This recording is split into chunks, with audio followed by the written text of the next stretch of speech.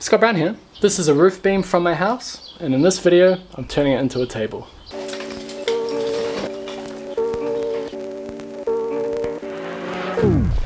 Scott Brown here. Okay, I know what you're thinking. What are we going to build today? Well, it's to do with this conservatory. This mess here. So Jess just left because she's on a gardening course today. And I've been meaning to build a bench for her in here so she can put all of this stuff on top of it and it'll be a bit more organized. Been meaning to do it, haven't got around to it, so I'm going to surprise her today by building it before she gets home. Here's what I'm thinking. So this is that wall in the conservatory. I want something that comes on the side, has room there to hold buckets, has a top like this, nice and thick, so you can do work on it, a couple of drawers or something to hold little bits of tools. And then on here she can put pots. Very simple, very, very simple. And because we have a bathroom to renovate, which we'll talk about at the end of this episode, I want to do this quite cheap. Let's use materials we already have.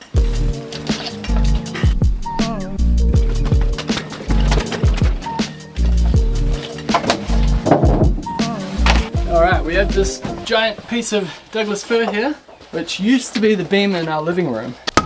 Whoa! Woo! And we replaced it with a massive LVL beam, and that LVL beam is 8.5 meters long. This is a bit shorter, but if we cut it in half, I think it's going to make a good workbench.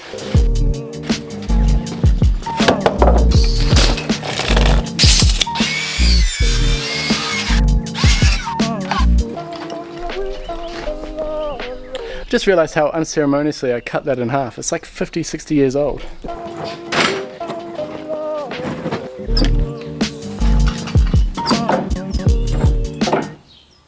Okay, so this beam's actually 73 years old.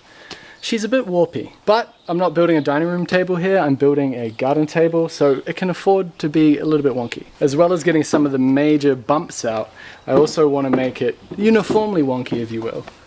So let's plane it all to the same thickness.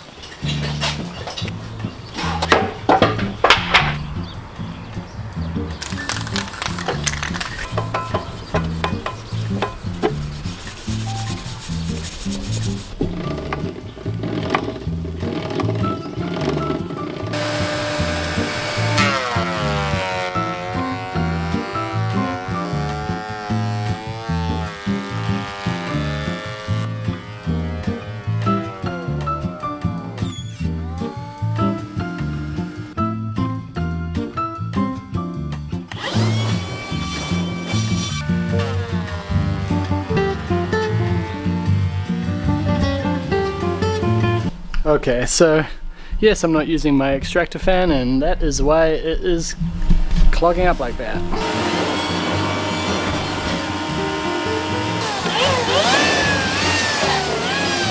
So I've decided to not be lazy, pull it out, and I'm sure it's going to make quite a difference.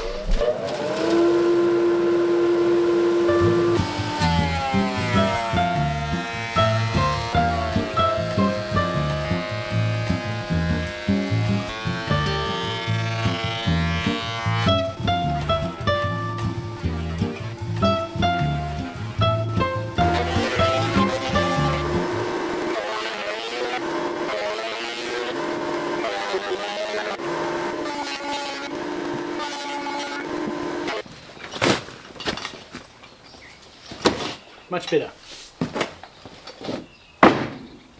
Okay, we're about halfway through the day and I've only machined the tabletop. So we've got to get a move on. Jess will probably be here in about 4 hours. We need to make some legs for this thing.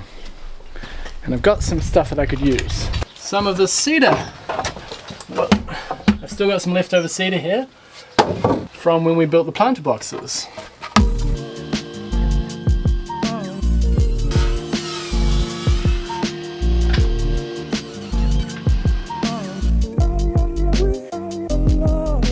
And this cedar is not machine ready, it is soaking wet.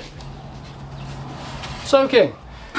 We'll work with it though, this is just a garden bench. I'm telling myself as much as I'm telling you. Let's cut the legs!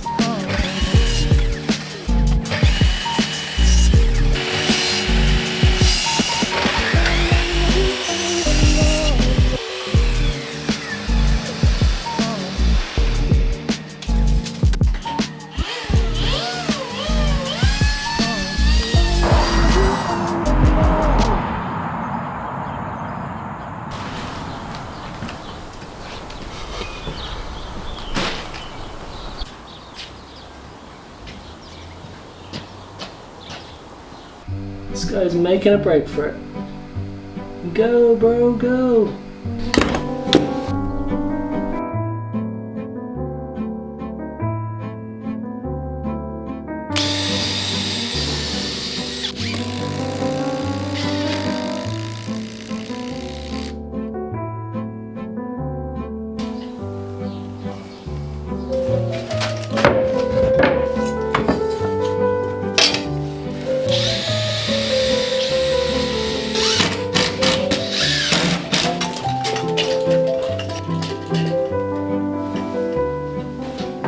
Alright, when you're putting a workbench on a wonky floor, there is a method I like to use. I used it on this outfeed table here in the garage. This garage is very old and the concrete is very uneven. And in that little conservatory, that terracotta tile in there, that's sloping as well. So I could scribe all the workbench legs to fit the room, but then it's not going to work anywhere else. So I get adjustable feet. They worked fantastic for this workshop table. You literally just drill a hole into the bottom of the leg, whack in this insert thread, or you can screw in an insert thread, which is what I'll do today. And once the insert thread is in, then you just feed the legs in. And because the leg is on a thread, you can adjust the leg up and down to suit the conditions. You drill a little bit further than what the thread needs, because you want room for the leg to go up and down. And then this insert thread goes in. If you're going to go and try and do this yourself, just beware that I am screwing into end grain here. No, that's the danger of end grain. So it's not the strongest. And there is a chance that over time it can loosen because it's end grain. There we go. Now that's an adjustable leg.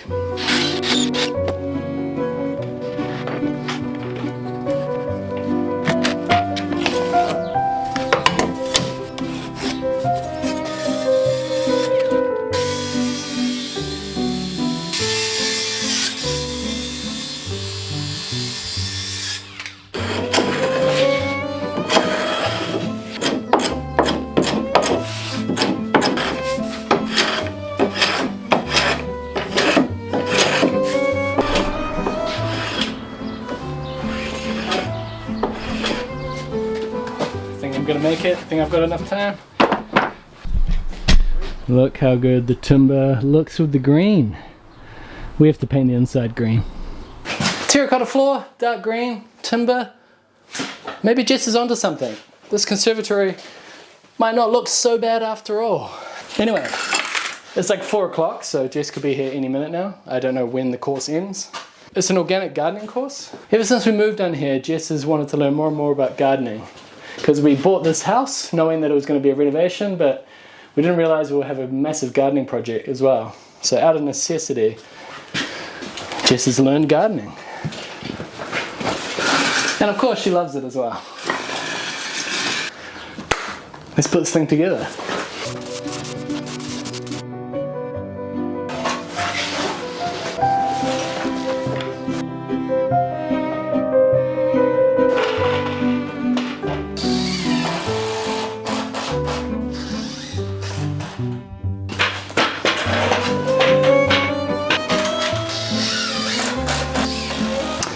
Okay, this is taking shape.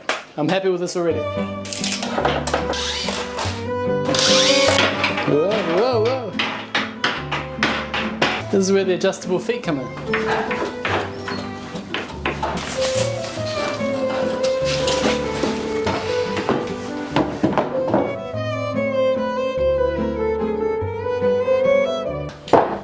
This is going to be nice. Look at that.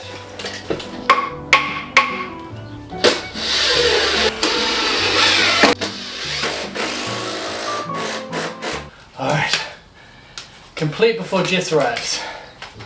Mission accomplished. But yes, I am using a laser level.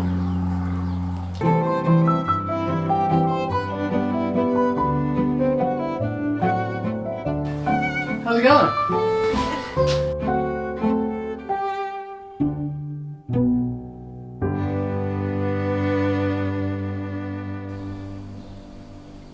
Okay, that is looking a lot better. This camera might be a bit wobbly, might look a bit different. This isn't even in 4K. I dropped my camera this week. It's been one of those weeks. But this is looking good. Yeah, thank you. Jess has been mulching. I'm exhausted. Yeah? Yes. Like we'd mulched between the beds, but not here because I was thinking about just leaving that as grass. But it was a mess, and actually it's just one more thing to mow. So I've put down sheep's wool weed mat and I've mulched it. And actually I've mixed in a little bit of your Douglas fir wood chips as well, which sort of unintentionally, but I think what I learnt yesterday is they're so high in carbon, it will probably make this path break down even slower, which is what I want. Yeah, and now I'm in two minds about that little grass patch at the back. Do I leave that as grass or do I mulch that too? And then I'm going to give it one more summer. If we hang out there, I'll leave it as lawn because it's nice to be able to, you know, sit on the lawn. But if we don't hang out there, just mulch. What do you think of the workbench? I love it. Yeah? Yes. My reaction yesterday was a little bit like, oh, I can't take in any more information after my course, but I love it. It makes that whole area look so much nicer. It also smells really nice, although I don't know how long that will last. How long does cedar smell good for? Anyway, it smells great and it looks awesome, and it's so nice to have the plants off the floor. But I want to oil that bench to make it last longer because ultimately I've got terracotta pots and trays on there and the water will seep through. I want to protect it. I think for a structure that we mostly don't like, we're making it as nice as it can be. We're getting this Scott Brown, we've done so much.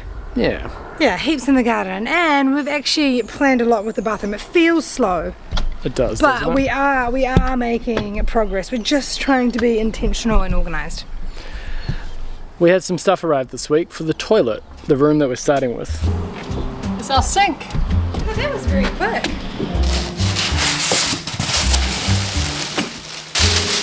Oh, look at that. That's actually quite nice. Yeah, so we're going to have to drill our own hole, right? Yeah. It was just a lot cheaper than the other options, so I'm looking for the catch. You know what I mean? Like, I don't trust it. Alright, so we needed a very small sink to go into our very small toilet. This toilet is actually, this isn't going to be the wall's down here. See that double joist there? That's where the wall's going to be. And as we have taped here, that will be like that. So then the door can still... Oh, how close is that? It's not bad at all, look. Oh yeah, that looks closer from standing up. Plenty of room. That can get past. So if that was square, or rectangle rather, it would probably wouldn't work. But you can imagine it. I think it's going to work. What do you think? Me? Yeah. Or the audience? Yeah, both. Because I know that it was literally one of the only options, so yeah. I think it's fine. And these little sinks, they're not the best to use because it's easy to splash water everywhere, but you've got to work with the space you have. Looks like a door handle. I mean, toilet roll holders do come with great door handles. I mean, how good looking is a toilet roll holder going to be? We went for brushed nickel in the end, rather than brass, rather than copper. Not because it was any cheaper, I think it was all about the same price. More so because it's just easy to get the brushed nickel finish and everything. And so we decided ultimately, if we wanted everything to sort of match, it's harder to get everything in the copper or everything in the brushed brass. Oh, that's a lot larger than I thought. Yeah, me too actually. Mini? There's nothing mini about that. Huh. Yeah. They're both supposed to be brushed nickel, but I actually think they look quite different. Yeah. I prefer that. It's got more of a champagne quality. The reason we went for brushed nickel, which we were hoping would look more like this, is because it's easy to find everything in that finish, but also it kind of reflects the colour of what you put around it. So I found the brass option like a bit too intense with this tile, and we went into a bathroom that was all green walls and like a blue sink, and the flush plate was brushed nickel, but because it was reflecting all the green, it actually looked quite champagne gold, which I think looked really nice. My hope is that the warmth of the colour in the tile will ultimately be reflected on the tapware. So the warm lighting, the warm colours, I think will make the fixtures look more rose gold. Oh yeah. Well, that kind of works. Yeah, you have to get that hole perfect. Yeah, for Otherwise sure. it's going to be too close to there's a slope there. Yeah, alright. I mean, it's low, isn't it? That doesn't look too bad. It is a lot bigger than I thought though. Yeah, same. It's a lot bigger than I thought. So it'll be lower, but over there. We also picked this one because it's part of their lead-free range. It says lead-free on it. I assume they're not lying. But the rules are changing next year. New Zealand and Australia, where tapware isn't allowed to have lead in it anymore. Did you know tapware even had lead in it? I didn't. That's a whole nother bit. That's a whole nother subject.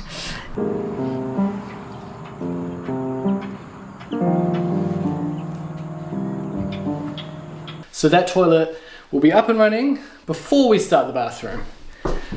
That's what we're doing. Now speaking of bathrooms, I've been playing with SketchUp. I'm not an expert, so don't laugh at my drawings. But I've drawn a few layouts for the bathroom and I thought I would end this episode with some of the options that we've been considering. I want to see what you guys think. And we're more or less finalizing the bathroom now and ordering the stuff as soon as we've done that. And then we can get on with it. Here's some bathroom layouts. Thanks for watching this exciting episode.